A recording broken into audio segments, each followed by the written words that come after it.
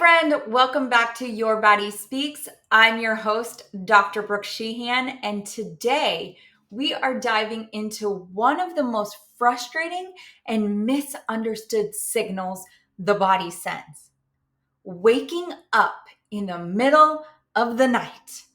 But before we go there, I want to start with something foundational. People often ask me, Dr. Brooke, if there's one thing you can say is universally important for every single person, regardless of their unique body, what would it be? And my answer is always the same: sleep. Not supplements, not cold plunges, not blood sugar hacks, not the latest fad diet, but sleep is the most healing thing we can do for our bodies. It's when restoration happens, when detox kicks in, when hormones balance and tissues repair. It's essential for immunity, digestion, mental clarity, emotional resilience, and weight loss. When sleep is disrupted, when your body keeps waking you up in the middle of the night, it truly does matter. Not just because it's annoying or exhausting, but because it's your body trying to get your attention. And that's what today's episode is all about: what it means when your body wakes you up, and why obsessing over every physical symptom might be actually keeping you stuck, and how to tune into all four pillars of what I call your body OS, your body's operating system. And those four pillars are physical, spiritual, emotional, and mental. But before we get started on that, I want to share something with you from my own experience.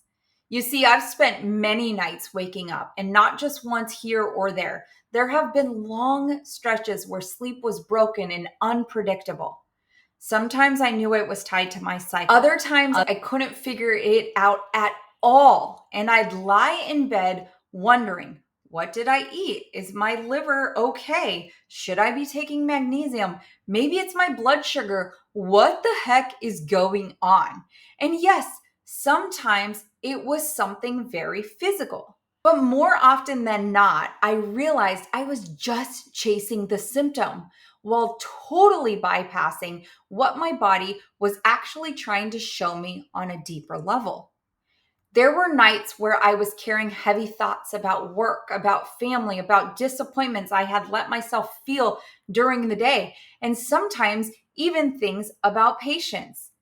And all of this would come flooding in at 1:43 a.m., 3:28, 4:11. Many of you know that my favorite band is 21 Pilots, and they have a new song on their latest record called Routines in the Night.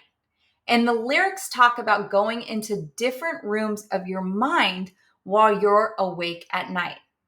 And the specific lyric I want to share with you right now is, while all the world is asleep, I walk around instead, through the memories, down the halls of my head. And it hit me so deeply because that's what it feels like. You're not just physically awake. You're mentally pacing through conversations, disappointments, fears, to-dos, etc. I used to respond with frustration, but over time, I learned to shift into openness. Not just, how do I fall back asleep, but what part of me is asking to be heard right now? Or what is God trying to tell me in this moment? I want to start with the physical layer because it is real and it matters. And some of the most common body-based reasons for waking up at night include the following. First thing, liver detox, especially if you're waking up between the hours of 1 and 3 a.m. If this is happening to you, start your next morning with some lemon water to help support liver function. The second thing, blood sugar drops, which can trigger a cortisol spike to get you alert again. So you're waking up and you're feeling like, whoa, I'm ready to go. And it's 3:28 in the morning. That's a cortisol spike, or could be a cortisol spike. If that is happening to you, a teaspoon of almond butter at bedtime, the next day, of course, can keep you steady all night long. The third one, caffeine. especially consumed after 12 p.m. If this is happening to you, you don't need me to tell you to stop. You already know and are witnessing how your body is responding negatively to this. Number 4, hormonal shifts like progesterone dips in your luteal phase. Your luteal phase is the phase of your menstrual cycle right before you bleed. If this is happening, more fiber-rich foods like salads during the day can help support these dips. Number 5, stress hormones. If your nervous system never actually shut down before bed, this can cause you to wake up multiple times throughout the evening. And if this is happening to you, incorporate that 4-7-8 breathing pattern to help calm your nervous system. That's going to be 4 seconds inhale through your nose, 7-second hold, 8-second exhale through your mouth. You're going to do that a few reps through as you go to just help bring you back into that calming parasympathetic nervous system. And number 6, gut issues. Things like gas and bloating or low stomach acid that flare while you lie flat on your back. And if this is happening to you, you can rub your small intestine reflex point, which is at the very bottom of your breastbone, which you're going to start there and you're going to follow the angle of your ribs down as you move in kind of like a dragging mechanism. Drag, drag, drag, drag, drag, drag. And you could do that for 5 to 6 strokes at a time to just help get that small intestine activated and get those digestive juices flowing. So yes, it is completely valid to look at those physical things. But here's where a lot of you, especially my high achieving, health obsessed women, get stuck. They start treating the wake up like a science project. And the deeper they go into fixing the physical, the further they drift from actually hearing the whole message. If that's you, I say this with so much love. There is a point where optimization becomes overcorrection, where health becomes hypervigilance, where fixing becomes disconnecting, where hacking becomes dishonoring.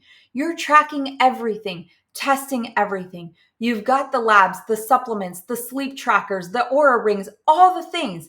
And yet you are still exhausted, still waking up. You don't need more things to fix your body. You need to listen to it differently. And that means expanding your view beyond just the physical. That's why I created the Body OS framework, because your body doesn't only speak through symptoms, it speaks through 4 pillars: physical, spiritual, emotional, mental. In your wake ups, they might be trying to speak from any one of those places. So let's break it down into each one of those. Emotionally, are you holding on to something, a sadness, a frustration, a letdown you brushed off earlier, a statement that should have been made that you didn't make, that you choked down? All of these can affect you emotionally and cause those thoughts to pop up while you're trying to get sleep at night. Moving into the thoughts, mentally, are you carrying thoughts that never got resolved, loops that never got quieted? And spiritually, maybe you're being invited into something deeper, a moment of stillness, a gentle nudge from God, or a whisper from within that you've been too busy to hear. Whether you see that as divine guidance, inner wisdom, or simply your body knowing what you need, whispers come in the quiet. And sometimes, especially when the day has been loud and things are coming in and at us all the time, nighttime is the only time quiet enough to receive them. So what do you do when you wake up in the middle of the night and you're not sure what pillar this falls under? I want to offer a few gentle suggestions, not to fix, but to support your system and help you tune in to the deeper layers. I've shared in the previous episode prior to this one that building a relationship with your body is no different than building a relationship with another human being in your life. These relationships take work. They take constant efforts of going and learning, spending time with one another, talking, chatting, sharing your heart, all the things. When you start to do that, the relationships get deeper and deeper and deeper. That is how the relationship is with your body. You may be feeling so disconnected and not knowing what your body is trying to say and not knowing how to listen. But the more that you practice this, the better and better and better it gets. And you will become so in tune with what your system is saying that you will feel like you have a superpower. And it is absolutely incredible to be able to understand what your body needs versus what the world is saying you need. So you've already heard some practical ideas for that physical pillar earlier in this episode, like the lemon water for liver support, almond butter for blood sugar, and reflex points for digestion. But I want to explore now what to do when the signal might be coming from your spiritual, emotional, or mental layers. So the first thing to do here is to pause and place a hand on your heart and your belly when you're waking up in the middle of the night. You're going to breathe slowly and ask, I'm listening. What do you need right now? This alone can shift your nervous system from panic to presence.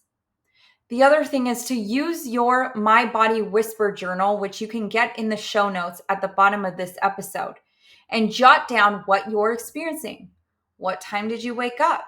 What emotions or thoughts were present? Where did you feel it in your body? What non-physical layer might be asking to be heard? This isn't about solving, it's about witnessing. Number 3, stimulate your liver reflex point. This simple technique can support both physical detox and emotional release. Your liver is involved in processing not just toxins, but also unprocessed emotions like anger, resentment, or frustration. And the way to activate this point is to gently rub under your right rib cage for about 30 seconds to help move what might be stuck, physically or energetically. And that tutorial video will be in the show notes below. Number 4, do not fight the moment. If your mind is racing, try listening to calming music or a podcast with a 10-minute timer. Let it help you release the need to control and simply be. Heck, you might even be asleep before those 10 minutes are over. And number 5, pray. Sometimes the night is when your soul gets a chance to speak. Ask God, is there something you want me to hear right now? And then pause. Receive.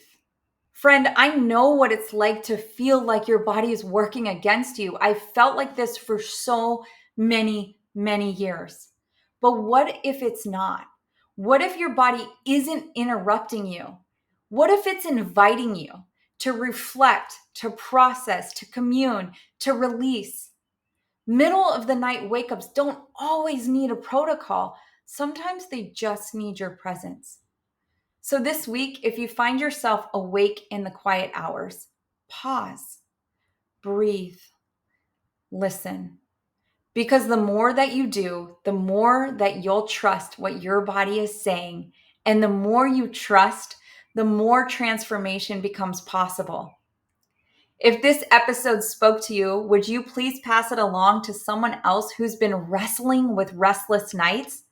And don't forget to download your free copy of the My Body's Whisper Journal in the link in the show notes. And hey, something new is also coming. The Body OS membership is almost here. If you're craving deeper guidance on how to listen, decode, and respond to your body's messages, you'll want to be a part of this. You can get on the wait list now using the link in the show notes. It's time to stop fighting your body and start partnering with it. Listen, trust, transform. And until next time, stay curious, stay kind to your body, and keep listening.